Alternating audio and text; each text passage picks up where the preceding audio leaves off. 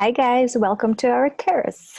I had to change a place as I told you. Life is unpredictable sometimes. We have to change places and situation just lead us to the new inventions, I would say. So I invented this. If you hear some neighbors, yeah, it's gonna be a little bit different today. Anyways, we're gonna talk about eucalyptus.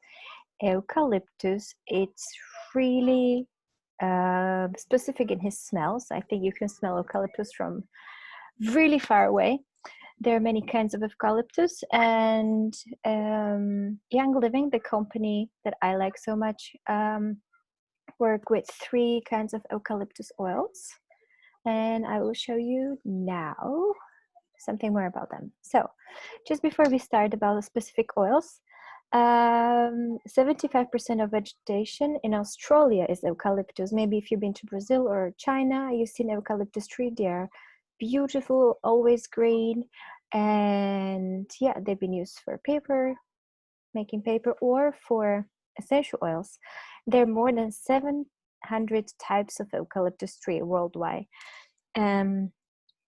Obviously, we're not taking essential oils from all of them. So these are the three that are the most common ones, I would say. Eucalyptus globulus, it's the traditional one of the tree. And this is the type you would likely smell when visiting spa or some resort or getting a massage somewhere with eucalyptus. It originates from China, but you can find it all over Australia as well. Then Eucalyptus radiata, it's similar to the globulus but with a softer scent. This type is found in the mixture of thieves or raven, the blend from Young Living, and it originates from Australia too. And there is a blue that has a herbaceous spicy aroma, and it's known to be non-allergic to those with an allergy to eucalyptus. So if you think you might be allergic to eucalyptus, or if you want to go for something really soft, you can go for the blue one. They all have the very similar properties. They're all antibacterial, antiviral, and we use them mainly for the respiratory system. When I say eucalyptus, probably you already thought about all the sprays or nasal sprays, or yeah, in this product where you can find eucalyptus. So the Eucalyptus globulus is the strongest eucalyptus. It's even the Aborigines, they would cover once with the eucalyptus leaves because it's really antiseptic, as well as expectorant and mucolytic. It's decongestant. It's really, you can find this one in these really strong syrups, I can say. Yeah, syrups for the cough, or to put all the mucus out of your lungs, or something against bronchitis. It's antibacterial and antiviral. As I told you, this is the strongest one. And even 2% eucalyptus sprayed on your skin kills 70% of bacteria, which I found pretty impressive. The Eucalyptus radiata, on the other hand, is the second strongest because of this component. It's antibacterial and antiviral. It's great for colds and flus. It's really good for home cleaning. If you've ever been to Australia, you have all these soaps and home cleaning products and everything with eucalyptus. It's really over there, and it's really amazing. And I have my yoga spray out of eucalyptus. It really works well for that as well. It's really energizing and stimulating. That's why I like it on my yoga mat. Yeah, I think it wakes you up because it's so strong and it's so fresh.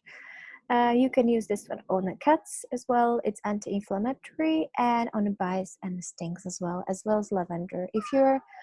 We're going to talk about this in a bit about children. So if you have a child that has cut, to be on a safe side, you can always use lavender. If you want to go to something different, Eucalyptus radiata, it's really good options for you as well then. Some precautions about eucalyptus and peppermint. Are they really safe for young children? The answer is yes and no. Some people say they are safe, but I would always go on a safer side of the problematics. I would say no. Because peppermint and eucalyptus are two of the most effective essentials for respiratory infections and congestion, but too much can be dangerous for young children because of the 1.8 cinnamon in eucalyptus and the menthol in peppermint. These oils can slow down breathing and cause neurological problems in some children. But these are the safe and effective levels to use. So you have this chart. You can see peppermint should be avoided under 3 years, for the children under 3 years, and eucalyptus can be diffused or can be applied topically up to 0.5%. And children aged 3 to 6, peppermint can be diffused or can be applied topically up to 0.5%, and eucalyptus up to 1%. I hope you still have this chart that I sent you about how to dilute your essential oils and carrier oils. And this information comes from Tisserand Institute. There are some companies, even Young Living says you can use peppermint on the children under 3-year-old. It depends on, yeah. The thing is, there was never a real study that proved that this is really effective information. But just to be on the safe side, I would be really cautious with these oils. I personally put all of these sounds now. Crazy, sorry about that. All these, I already put peppermint to sink the fever of my baby.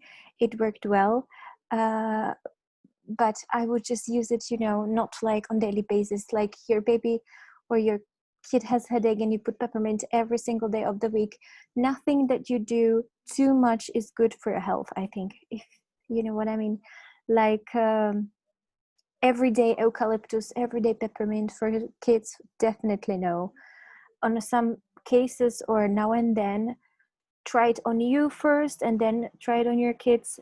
I would probably say yes, but it's really, I leave this up to you and your consideration. You just have to be really precautious with these two. That's what I want to say. I hope you got the message, and I hope you have a nice day. I hope you don't mind all these noises around. Bye, see you.